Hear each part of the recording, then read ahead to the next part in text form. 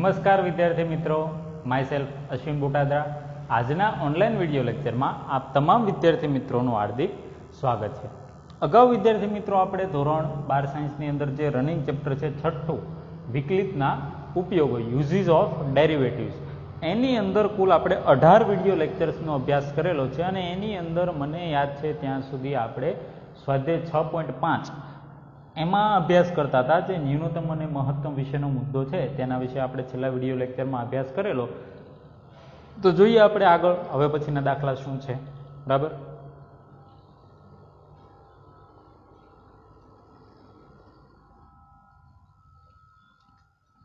એની અંદર આપણે દાખલા નંબર 3 સુધી જોયું હતું। પેટા દાખલા એની અંદર ટોટલ 8 હતા, એ આપણે 8 દાખલા જોયેલા હતા। હવે દાખલા નંબર 4 ની અંદર પેટા 3 દાખલા છે। સૂચના એવી તમને આપેલી છે, સમજો। સાબિત કરો કે નીચે આપેલા વિધેયોને મહત્તમ કે ન્યૂનતમ મૂલ્ય નથી। જો તમારે સાબિત કરવાનું છે કે અહીંયા જે તમને વિધેય આપેલા છે એ વિધેયને નથી ન્યૂનતમ મૂલ્ય કે નથી મહત્તમ મૂલ્ય, બેમાંથી એકેય મૂલ્યનું અસ્તિત્વ છે નહીં, આવું તમારે સાબિત કરવાનું છે, બરાબર। અહીંયા જે તમને વિધેય આપેલા છે એના માટે જોઈએ આપણે। એમાં પહેલું જ તમને આપેલું છે શું? f of x is equal to e raised to x।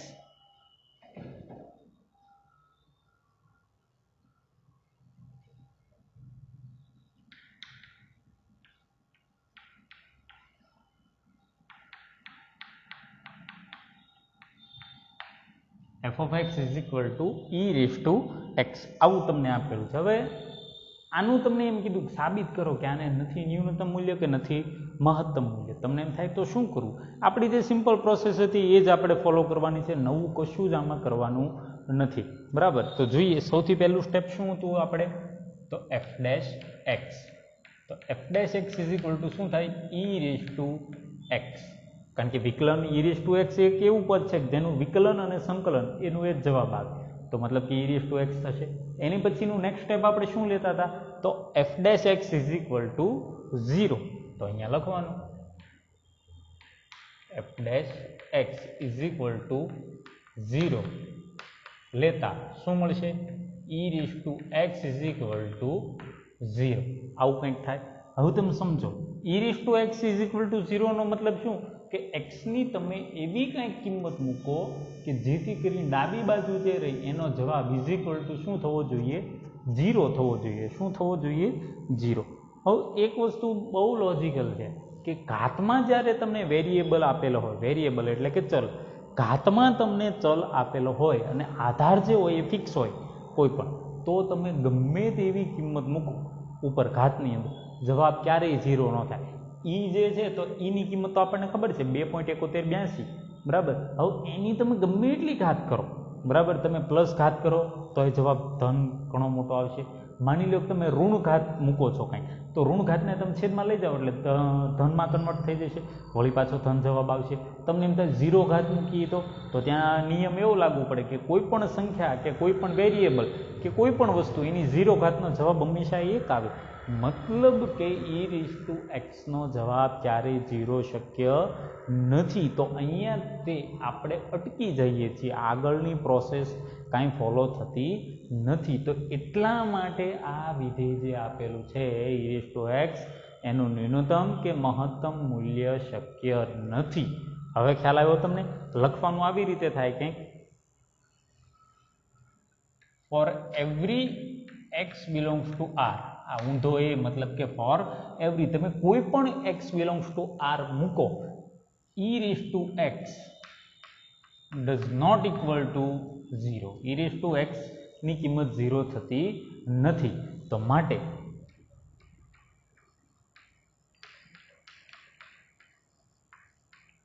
નિર્ણાયક સંખ્યાનું અસ્તિત્વ નથી, બરાબર, નિર્ણાયક સંખ્યાનું અસ્તિત્વ નથી। હવે તમે શું કહી શકો કે માટે e raised to x ને ન્યૂનતમ કે મહત્તમ મૂલ્ય નથી તેમ સાબિત થાય છે। સમજી ગયા તમે હું શું કહેવા માંગુ છું? આવી રીતે તમારે દાખલો કે માની લ્યો કે તમને f' x = 0 મળ્યો તો તમને નિર્ણાયક સંખ્યા મળશે, અને જો તમને નિર્ણાયક સંખ્યા મળી તો અને તો જ તમે આગળ વધી શકશો, બાકી આગળ વધી શકશો નહીં। કદાચ તમને મનમાં એમ પણ પ્રશ્ન થતો હોય કે સર આપણે આ દ્વિતીય વિકલિત કસોટી ભણીએ છીએ તો પ્રથમ વિકલિત કસોટીમાં તો એમાંય તે આટલા સ્ટેપ તો કોમન જ છે, ક્યાં સુધી? તો કે f' x = 0 ને પછી તમને શું મળે? નિર્ણાયક સંખ્યા, પછી સ્ટેપમાં ફેરફાર થાય છે, ત્યાં સુધી તો પ્રથમ વિકલિત કસોટીમાં એનું એ જ છે, બરાબર। મતલબ કે જો તમને નિર્ણાયક સંખ્યા મળે તો જ તમે આગળ વધી શકો। પ્રથમ વિકલિત કસોટીથી આગળ વધો તો પણ ભલે, કે દ્વિતીય વિકલિત કસોટીથી આગળ વધો તો પણ ભલે, પણ જો તમને નિર્ણાયક સંખ્યા જ ન મળે તો તમે આગળ વધી શકો નહીં। એટલા માટે તમે અહીંયા કહી શકો શું કે આપેલું જે વિધેય છે f(x) = ex એને ન્યૂનતમ કે મહત્તમ મૂલ્ય મળી શકે નહીં। અને આમ પણ તમે ચલો આ તો લખવાની, હવે લોજિકલી તમે વિચારો, e(x) ની જગ્યાએ તમે 1 મૂકો, માની લો, બરાબર, ધન સંખ્યા તમે મૂકતા જાઓ, આપણે 1 થી સ્ટાર્ટ કરીએ તો e(1) એટલે e થયો, e એટલે 2.7182, પછી 2 મૂકો તો 2.7182 નો વર્ગ, 3 મૂકો તો 2.7182 નો ઘન। ટૂંકમાં જેમ જેમ તમે x ની કિંમત મૂકતા જશો પ્લસ વધારતા જશો એમ એમ એનો જવાબ વધતો જશે। મતલબ કે મહત્તમ ક્યાં આવે? તો કે તમે જેમ જેમ મૂકતા જાઓ એમ એમ મહત્તમ આગળ વધતું જાય, મતલબ કે કોઈ ફિક્સ મહત્તમ મળ્યું નહીં। ચલો હવે એવું ને એવું તમે ન્યૂનતમ વિશે વિચાર કરો તો માની લો કે x ની કિંમત તમે ઋણ મૂકો છો તો એ આખો e(x) જે રહ્યો આ, બરાબર, એ ક્યાં આવે? છેદમાં વ્યૂ આવે ને। માની લો કે e તો -1 મૂક્યા તો એને શું કહીએ? કાંઈ 1/e, તો 1/e એટલે 1/2.7182। ચલો -2 મૂક્યા તો e ની -2 ઘાત હોય તો એને કઈ રીતે લખાય? 1/e², બરાબર, તો e² એટલે 2.7182 નો સ્ક્વેર, પણ ક્યાં? 1/. તો એવી રીતે છેદ મોટો થતો જશે, જવાબ નાનો થતો જશે, પણ કેટલો નાનો? તો કે જેમ જેમ તમે કિંમત મૂકતા જશો, ઋણની કિંમત મોટી મૂકતા જશો એમ એમ જવાબ નાનો ચાલતો જશે, પણ ક્યાં સુધી? એની કોઈ લિમિટ નથી, મતલબ કે કોઈ ફિક્સ ન્યૂનતમ પણ મળતું નથી। એટલે લોજિકલી તમે આવું વિચારી શકો કે આ જે તમને આપેલું છે એમાં નથી કોઈ ન્યૂનતમ કિંમત મળતી કે નથી કોઈ મહત્તમ કિંમત મળતી। ખ્યાલ આવ્યો? બરાબર, લોજિક સાથે સમજજો, બરાબર। એની પછી નેક્સ્ટ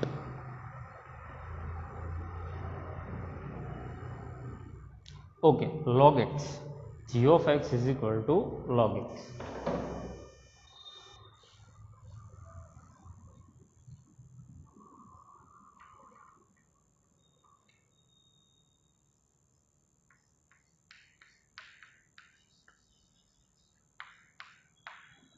આવું કંઈક તમને વિધેય આપેલું છે, શું? તો કે g(x) = log x। Same to same process repeat કરો, જોઈએ શું થાય છે। તો g(x) = log x નું વિકલન શું થાય? 1/x।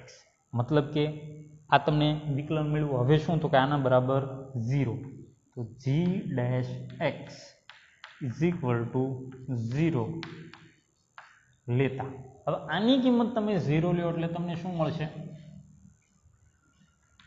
1/x = 0, બરાબર। હવે તમે વિચાર કરો, આનો મતલબ શું સમજવાનો? x ની એવી કંઈક કિંમત મૂકો કે જેથી આનો જવાબ, ડાબી બાજુનો જવાબ =0 થાય। પણ હવે તમે x ની કોઈ પણ તમારી કિંમત મૂકવી હોય તો તમારી આગળ 3 જ ઓપ્શન છે, કયા કયા? કાં તો ધન, કાં તો ઋણ, અને નહીંતર 0। આ 3 માંથી કોઈ એક કિંમત તમે મૂકી શકો। માની લો કે તમે ધન કિંમત મૂકો છો કોઈ પણ, તો આમાં તમે ધન મૂકશો તો જવાબ ધન આવશે, ઋણ મૂકશો તો જવાબ ઋણ આવશે। તમને એમ થાય 0 મૂકી તો 0 નહીં મૂકી શકો, શું કામ? કોઈ પણ સંખ્યાનો છેદ ક્યારેય 0 શક્ય નથી। અને માની લો તોય મૂકો છો તો 1/0 એટલે ઇન્ફાઇનાઇટ જવાબ આવે, અનંત, પણ તોય 0 મળતો નથી। મતલબ કે તમે ગમે તે કિંમત મૂકો, જેમ આમાં 0 નહોતું થતું એમ આમાં પણ 0 થતું નથી। તો પછીના સ્ટેટમેન્ટ સેમ ટુ સેમ તમારે કોપી પેસ્ટ કરવાના થાય। અહીંયા તો શું લખશો? અહીંયા કે for every x belongs to R, 1/x is not equal to 0। આની કિંમત ક્યારેય તમને 0 મળતી નથી, તો શું? માટે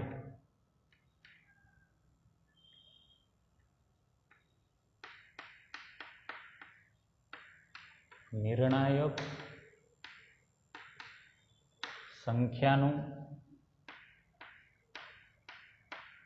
અસ્તિત્વ નથી. બરાબર, નિર્ણાયક સંખ્યાનું અસ્તિત્વ નથી. બરાબર, તો માટે g of x is equal to log x ને ન્યૂનતમ કે મહત્તમ મૂલ્ય નથી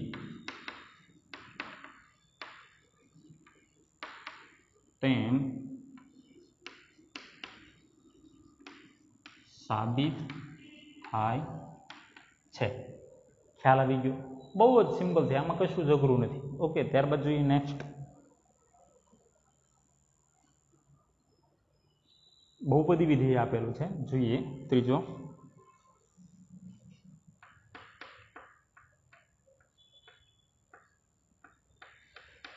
h of x is equal to x ઘન પ્લસ x વર્ગ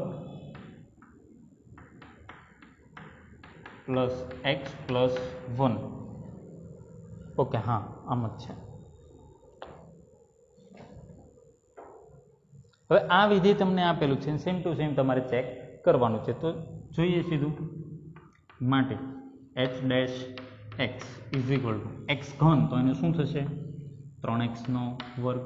x વર્ગ તો એનું થશે 2x. x નું થશે 1. ઓકે, આવું કંઈક મળશે. હવે તમને એમ થાય કે શું કરવું? તો આપણે જે રેગ્યુલર છે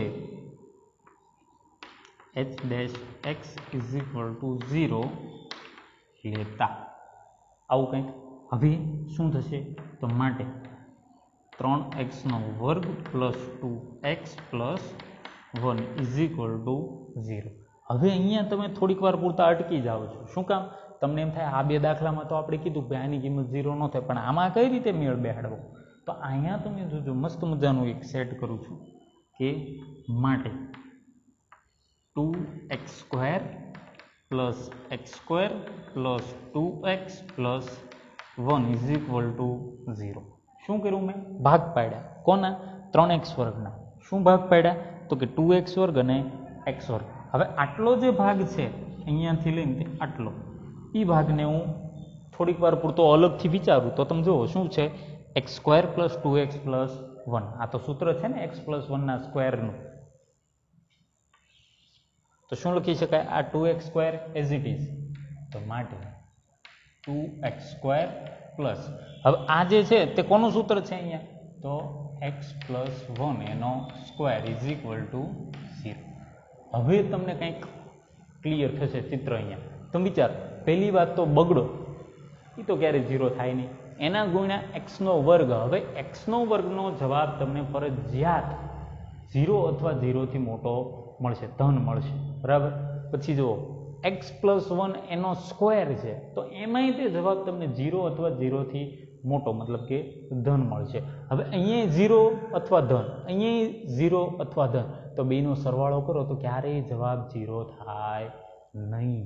બરાબર, આનો જવાબ ક્યારેય 0 શક્ય નથી. પણ એ તમે અહીંયા ડાયરેક્ટલી વિચારો ને તો તમને આઈડિયા ન આવે, પણ જો એને તમે આમાં કન્વર્ટ કરી નાખો તો કશી તકલીફ પડતી નથી. બરાબર, તો તમે અહીં લખી શકો કે for every x belongs to R 2x square greater than or equal to 0. બરાબર, પછી x પ્લસ 1 નો square greater than or equal to 0. બરાબર, તો માટે 2x square plus x plus 1 નો square is not equal to 0. 0 થાય નહીં. આ વસ્તુ ક્યારેય શક્ય નથી. બરાબર, તો માટે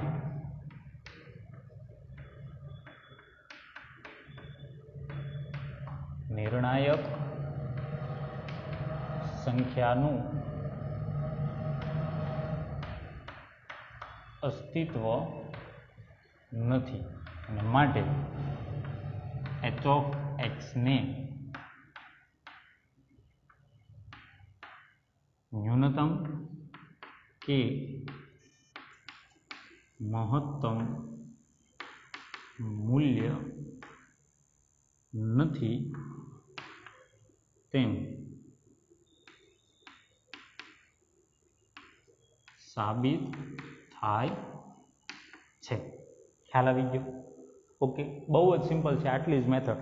તમને એમ થતું છે કે સાહેબ તમે બહુ ખેંચો છો લાંબુ પણ એક વસ્તુ યાદ રાખજો કે જે અમુક એવા ચેપ્ટર્સ હોય ને કે જેની અંદર અમારે સૌથી વધારે ક્વેરી આવતી હોય, એમાંનું આ એક ચેપ્ટર છે કે આ ચેપ્ટરની અંદર સૌથી વધારે ક્વેરી, કારણ કે મેથડ ઘણી બધી છે અને પ્લસ દાખલે ઘણી વખત તમારે નવું વિચારવાનું થતું હોય છે, એટલા માટે થોડુંક આને લાંબુ ખેંચું છું, બરાબર। બાકી બીજા ચેપ્ટરની જેમ સાવ નથી। ઘણી વખત અમે ફેસ ટુ ફેસ જ્યારે ભણાવતા હોય તો પણ આની અંદરથી ક્વેરી આવતી હોય છે, એટલા માટે થોડુંક સ્લોલી આને લઉં છું, બરાબર। ત્યારબાદ જોઈએ નેક્સ્ટ।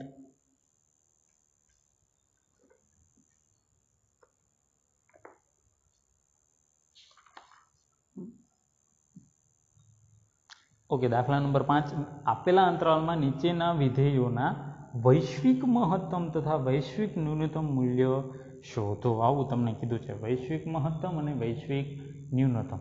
હવે તમને પહેલી વાત તો એવું કંઈક થાય કે વૈશ્વિક મહત્તમ ને વૈશ્વિક ન્યૂનતમ, અત્યાર સુધી તો આપણે સ્થાનિક આવ્યું હતું, તો સ્થાનિક અને વૈશ્વિકમાં ફેર બહુ જરીક જેટલો જ છે, ઝાઝો નથી। અને શું ફેર છે એ દાખલો જોઈએ એટલે તમને ખ્યાલ આવશે। એમાંનો પહેલો જ દાખલો જોઈ લઈએ।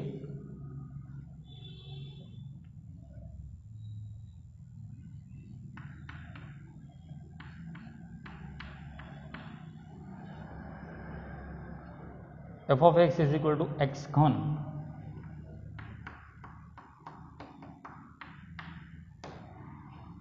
x belongs to સમૃદ્ધમાં -2 થી 2। જો રકમમાં સહેજ અમથો ચેન્જ આવી ગયો, તમને અહીંયા ઇન્ટરવલ આપેલા છે, x belongs to -2 થી 2। હવે આપણે જે અગાઉ જે પ્રોસેસ કરતા હતા એ તો કરવાની જ છે, સેમ ટુ સેમ, કોઈ જ જાતનો ફેરફાર નથી। તમે જોજો શું અહીંયા કરવાનું થશે તમારે, તો f dash x is equal to 3x નો વર્ગ, આવું કંઈક મળશે।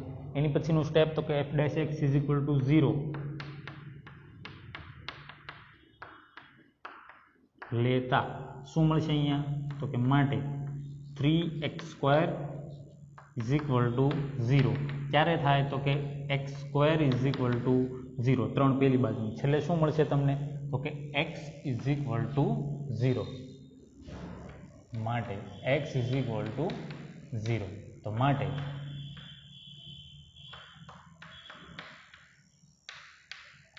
નિર્ણાયક સંખ્યા c is equal to 0। ચલો મળી ગઈ। હવે તમે શું કરતા હતા, તો કે f dash x ઉપરથી f ડબલ ડેશ x, તો f dash x શું મળ્યો, તો તમને 3x², f dash x is equal to 3x નો વર્ગ। ચલો double dash, f double dash x is equal to 3 દુને 6x। આની અંદર શું કરતા હતા, તો કે નિર્ણાયક સંખ્યા તમે એપ્લાય કરતા હતા, બરાબર। તો માટે f double dash 0 is equal to શું થશે અહીંયા, 6 ગુણ્યા 0, તો 6 ગુણ્યા 0 તો is equal to શું થશે, 0। તો અહીંયા તમારે આ કસોટી જે દ્વિતીય વિકલિત કસોટી છે એ અહીંયા ખાસ કશી કામની છે નહીં। તો તમે અહીંયા લખી શકો કે માટે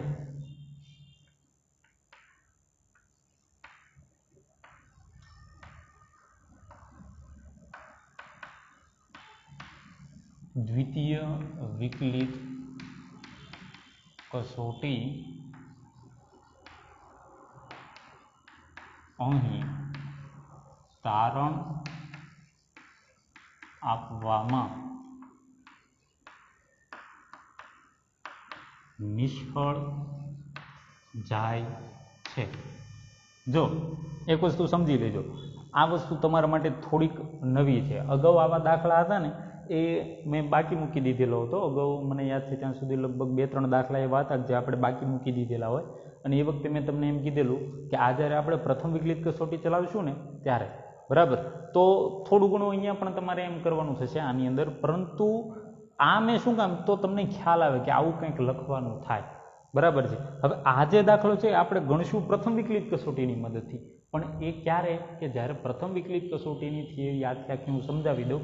નોર્મલ ચેન્જીસ છે, બહુ લાંબો ચેન્જીસ નથી, જે આપણે પહેલું જે નિર્ણાયક સંખ્યા રહ્યું ને ત્યાં સુધીનું સરખું જ છે, અને પછી તમારે કેવું છે ડાબી બાજુનું જમણી બાજુનું આલેખ ઉપરથી છે આખું, તો એ વખતે હું તમને સમજાવીશ। પરંતુ બીજી એક વાત તમને અત્યારે કહી દઉં કે જે તમારું મૂલ્ય આવે છે ને આપણે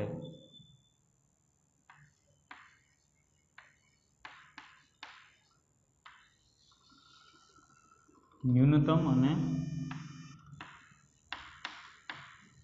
મહત્તમ આ બે પ્રકારના તમારે મૂલ્ય આવે છે, તો આની અંદર તમારે આવે બે,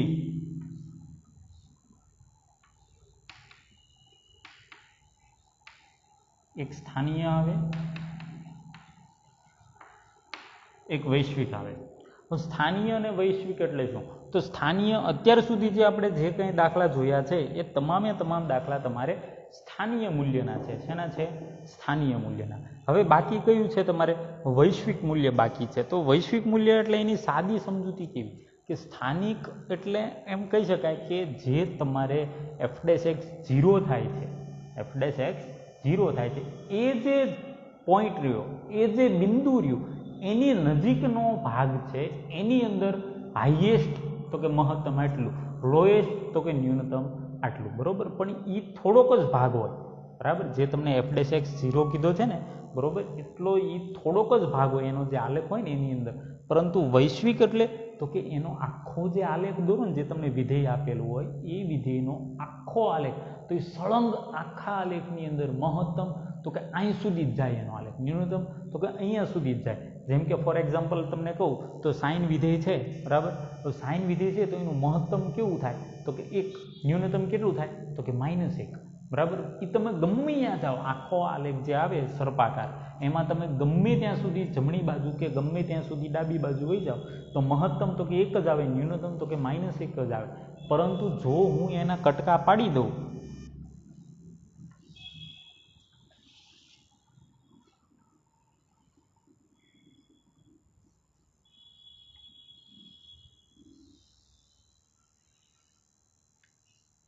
હવે જે આવી રીતનું છે, બરાબર, તો અહીંયા તમારે કેટલા હશે? +1, અહીંયા અંદાજે કેટલા હશે? -1, બરાબર। હવે આમ છે, પણ હું અહીંયા કટકો લઉં છું ક્યાંથી તો કે આ બિંદુથી લઈ અને આ બિંદુ સુધીનું તે, બરોબર। મતલબ કે માત્ર આટલો જ જો આલેખ હું લઉં તો આની અંદર કંઈ મને મહત્તમ +1 અને ન્યૂનતમ -1 ન મળે, બરાબર। તો જે આ પૂરતી આપણે જે ચર્ચા કરી એ સ્થાનીય વાત કહેવાય, એ શું કહેવાય? સ્થાનીય, ન્યૂનતમ અથવા તો મહત્તમ। પણ આપણે સળંગ આખાની ચર્ચા કરી લઈએ, સળંગે સળંગ, તો એને વૈશ્વિક કહેવાય। શું કહેવાય? વૈશ્વિક। આ એની સમજૂતી થઈ। શું થઈ? સમજૂતી। શોધવાનું થાય એટલે શું કરવાનું તો કે આપણે માની લો કે આ તો અહીંયા દ્વિતીય વિકલિત કસોટી ફેલ ગઈ, માની લો કે દ્વિતીય વિકલિત કસોટી ફેલ ના જાય અને તમને કંઈક જવાબ મળે તો એ જવાબ તમારે મેળવવાનો, સ્થાનીય, ન્યૂનતમ અથવા તો મહત્તમ। અને વધારામાં આ જે બંને કિંમત રહી, આ -2 એ આની અંદર મૂકવાની એટલે કંઈક જવાબ મળશે, પછી આ +2 એ કિંમત આની અંદર મૂકવાની એટલે કંઈક જવાબ મળશે। તો તમારી આગળ ટોટલ 3 જવાબ થશે મિનિમમ। કઈ રીતે? એક તમે આના ઉપરથી જે મેળવો છે તે, 1 હોય 2 હોય જે મળે તે, અને 2 આવડા આ, એ બધાની અંદર જે સૌથી મોટું હોય એને વૈશ્વિક મહત્તમ કહેવાય, અને એ બધામાં જે નાનું હોય એને વૈશ્વિક ન્યૂનતમ કહેવાય। બસ, બીજું કશું જ અઘરું છે નહીં, બરાબર। હાલ પૂરતો આ જે ભાગ છે આટલો ભાગ, બરાબર, આ માત્ર તમને સમજૂતી માટે છે। જો તમે લખો તો એમાં વાંધો નથી, બરાબર, પરંતુ કાયદેસર રીતે આ દાખલો આપણે પ્રથમ વિકલિત કસોટીથી ગણવો પડશે। પણ એટલીસ્ટ તમને ખ્યાલ આવવો પડે કે જો આવું કંઈક થાય તો આવું કંઈક લખેલું આવે, બરાબર, તો આનો મતલબ શું એમ। અહીંયા તમારે દ્વિતીય, આ તમને ખોટું નથી પડતું, તમને એમ થાય ઘણી વખત કે સાહેબ અમને કેમ ખબર પડે કે આ પહેલી કસોટીથી ગણવાનું, બીજી કસોટીથી, બરાબર, તો તમે કદાચ આટલું ગણી નાખો ને પછી આવું સ્ટેટમેન્ટ આપી દેવાનું કે ભાઈ દ્વિતીય વિકલિત કસોટી અહીંયા ફેલ જાય છે, ને એમ કરીને નીચે પ્રથમ ચાલુ કરી દો, 100% સાચું પડે છે, એમાં કશું જ ખોટું પડતું નથી। એટલે એ બાબતે તમારે મૂંઝાવવું નહીં। પણ હા, જો રકમ ઓળખી અને પહેલેથી તમે ડિસાઇડ કરી નાખો આમાં પહેલી વિકલિત કસોટી, દ્વિતીય, તો એટલું તમારે લખવાનું ઓછું થશે, બાકી બીજી કશી તકલીફ નથી। ઓકે, તો આટલું આ પહેલાં તમે લખી નાખો તમારી ફેરબુકની અંદર, પછી આપણે જે આના પછીના દાખલા છે વૈશ્વિકવાળા એ આપણે કન્ટિન્યુ કરીએ છીએ. Okay,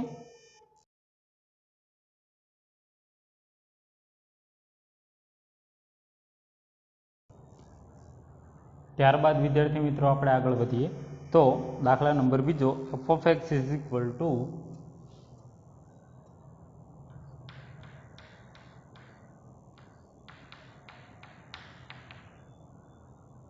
sin x plus cos x.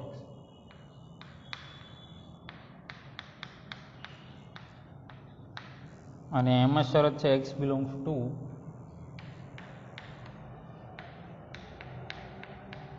Zero થી પાઈ. હા, હજુ એક ચર્ચા કરવાની રહી ગઈ આના વિશે, પછી ભૂલી જવાય છે એટલે ત્યારે જ કહી દઉં. અહીંયા જે મેં આના અગાઉનું જે બોર્ડ વર્ક હતું એમાં અહીંયા જે તમને સમજૂતી આપી ને સ્થાનીય અને વૈશ્વિક, તો એમાં એક વસ્તુ યાદ રાખજો, ઘણી વખત તમને એમ પણ પૂછવામાં આવે, વિધેય સીધું આપી દીધું હોય રકમ આ ટાઈપની કંઈક, અને એમ કીધું હોય કે આત્યંતિક મૂલ્ય શોધો. સમજો કેવા? આત્યંતિક મૂલ્ય શોધો. તો આત્યંતિક મૂલ્ય એટલે શું? બસ આ તે ન્યૂનતમ અને મહત્તમ. એમાં કેવા? તો કે સ્થાનીય અને વૈશ્વિક. બરાબર. બીજું કે ઘણી વખત તમને રકમ આપેલી હોય તો તમને એવો પ્રશ્ન થાય કે સર અમને કેમ ખ્યાલ આવે કે આમાં સ્થાનીય જ શોધવાનું છે અને આમાં વૈશ્વિક પણ શોધવાનું છે? તો એના માટેની શોર્ટકટ એવી છે કે જ્યારે તમને આ ટાઈપનો અંતરાલ આપેલો હોય, અંતરાલ બિલોંગ્સ ટુ કરીને કંઈક, બરાબર, તો આ ટાઈપનું કીધેલું હોય તો તમારે વૈશ્વિક મૂલ્ય પણ શોધવાના થાય. ન આપેલું હોય તો આપણી જે રેગ્યુલર પ્રોસેસ રહી સ્થાનીયવાળી, એ પ્રોસેસ આપણે કન્ટિન્યુ કરવાની. ઓકે, ચલો ઝડપથી આમાં જોઈએ. તો સૌથી પહેલું શું આપણે f dash x is equal to સાઇનનું કોસ અને કોસનું માઇનસ સાઇન. ચલો આ f ડેશ એક્સ મળી ગયો. એની પછી તો કે is equal to 0. f dash x is equal to 0 લેતા શું મળશે? તો cos x માઇનસ sin x is equal to 0. સાઇનને પેલી બાજુ લઈ જાઓ તો cos x is equal two sin x. હવે સમજો અહીંયા cos x is equal two sin x મતલબ કે બંનેની કિંમત કેવી? સરખી. તો બંનેની કિંમત સરખી ક્યારે થાય? તો સીધી વાત, સિમ્પલ, π/4 હોય ત્યારે. બરાબર. તો માટે x ઇઝ ઇક્વલ ટુ π/4. આ તમને નિર્ણાયક સંખ્યા મળી. તો માટે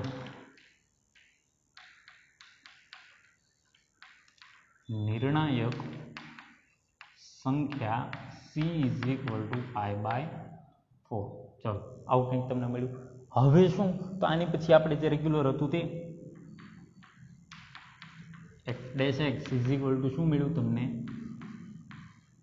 cos x માઇનસ sin x. આનો ડબલ ડેશ કરો તો f double dash x is equal to કોસનું માઇનસ સાઇન અને માઇનસ એમ નામ સાઇનનું કોસ.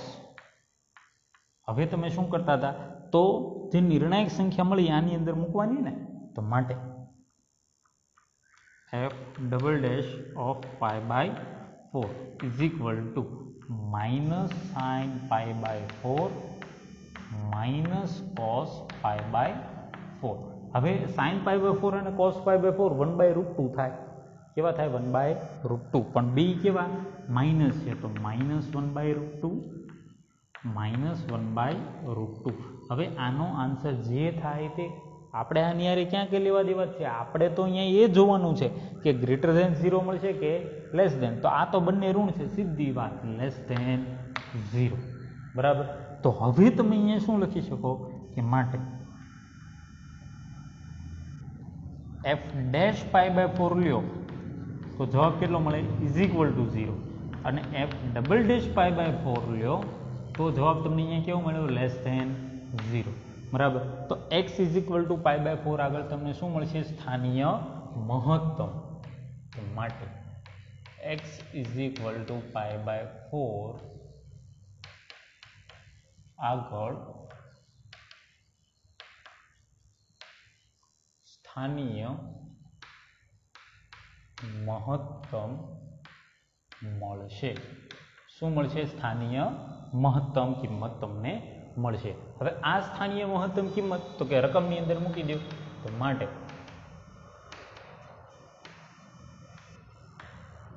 સ્થાનીય મહત્તમ is equal to f of pi by 4, બરાબર. એફ ઓફ પાઈ બાય 4 તો આની અંદર તમે મૂકી દો, તો માટે is equal to sine pi by 4 plus cos pi by 4 આવું મળશે. ચલો કિંમત મૂકો. ઇઝ ઇક્વલ ટુ 1/√2 પ્લસ 1/√2, બંનેનો સરવાળો 2/√2, √2 કેન્સલ એટલે બધે કેટલા √2. આ તમને શું મળ્યું? સ્થાનીય મહત્તમ. અહીંયા સુધી સેમ ટુ સેમ પ્રોસેસ હતી, હજુ સુધી એમાં કોઈ જ જાતનો ચેન્જીસ આવેલો નથી. ચેન્જીસ હવે આવશે વૈશ્વિક માટે. મેં તમને અગાઉ કીધું ને કે વૈશ્વિક માટે શું કરવાનું, તો કે જે રકમમાં અહીંયા બિલોંગ્સ ટુમાં અંતરાલના જે 2 પોઈન્ટ આપેલા હોય, બરાબર, સ્ટાર્ટિંગ અને એન્ડિંગ, આ બંને વસ્તુ તમારે રકમની અંદર મૂકી દેવાની. કેમ? અહીંયા નિર્ણાયક સંખ્યા મૂકી તમે રકમમાં, બરાબર. એવી જ રીતે તો શું શું મૂકવાનું? 0 અને પાઈ, બરાબર. તો f of 0 is equal to શું થશે? Sine 0 plus cos 0, sine 0 0, cos 0 1, બંનેનો એડિશન 1. ચલો એફ ઓફ 0 કેટલો મળ્યો? 1. હવે કેટલા ચેક કરવાના? તો કે પાઈ. તો f of pi is equal to શું થશે? અહીંયા સાઇન પાઈ પ્લસ કોસ પાઈ. ઓકે, સાઇન પાઈ કેટલા થાય? 0, કોસ પાઈ -1, શું થશે? અહીંયા -1. હવે અહીંયા તમને જે કિંમત મળી, એક તો નિર્ણાયક સંખ્યાને આધારે અને બીજી 2 કઈ? તો કે રકમમાં જે અંતરાલ આપેલો છે એના આધારે. એમાંથી તમારે આમ લખવાનું શું કે માટે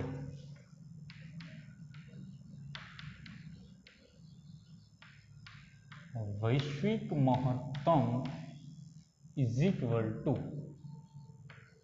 MAX, મેક્સ મતલબ કે મેક્સિમમ ઓફ છગડીયો કૌંસ, બીજો એક એ નહીં ચાલે, ફરજિયાત છગડીયો કૌંસ, બરાબર. જે જવાબ તમને મળેલા છે એ લખવાના. જે જવાબ મળેલા છે એટલે કયા કયા? એક તો જે નિર્ણાયક સંખ્યા તમને મળી એ રકમમાં મૂકી એટલે સ્થાનીય વાળો કંઈક જવાબ મળ્યો, એ જવાબને ઓલા અંતરાલ તો કોણ કોણ? √2, 1 અને -1. √2, 1, -1. આનો મતલબ એમ થાય કે વૈશ્વિક મહત્તમ is equal two maximum of √2, 1 and -1. મતલબ કે આ 3 એ 3માં મોટામાં મોટું કોણ? તો આ તો -1, આ 1 અને √2 એટલે કેટલા થાય? 1.41. તો એ મોટા થયા ને સૌથી, બરાબર. તો ઇઝ ઇક્વલ ટુ √2. તો મતલબ કે વૈશ્વિક મહત્તમ મૂલ્ય કેટલું મળ્યું તમને? વર્ગમૂળમાં 2, બરાબર. અને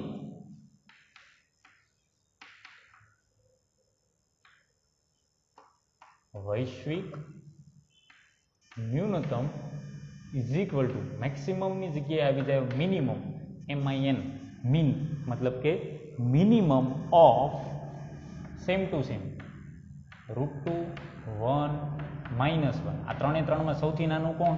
તો કે -1. આ તમને મળી ગયું. ક્લિયર? તો માટે હવે છેલ્લે તમારે ફાઇનલ આવો લખવાનું થાય કે x ઇઝ ઇક્વલ ટુ, હવે જો મહત્તમ કેટલું મળ્યું તમને? વર્ગમૂળમાં 2. એ વર્ગમૂળ 2 ક્યારે તમને મળ્યા હતા? તો તમે π/4 મૂક્યા ત્યારે તમને મળ્યા હતા ને. તો x ઇઝ ઇક્વલ ટુ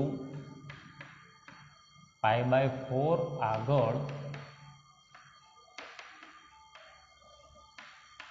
વૈશ્વિક મહત્તમ કિંમત વર્ગમૂળ 2 અને x ઇઝ ઇક્વલ ટુ, હવે ન્યૂનતમ કેટલું મળ્યું? -1. -1 ક્યારે મળેલું છે તમને? પાઈ મૂકેલો છે ત્યારે. તો x is equal to pi આગળ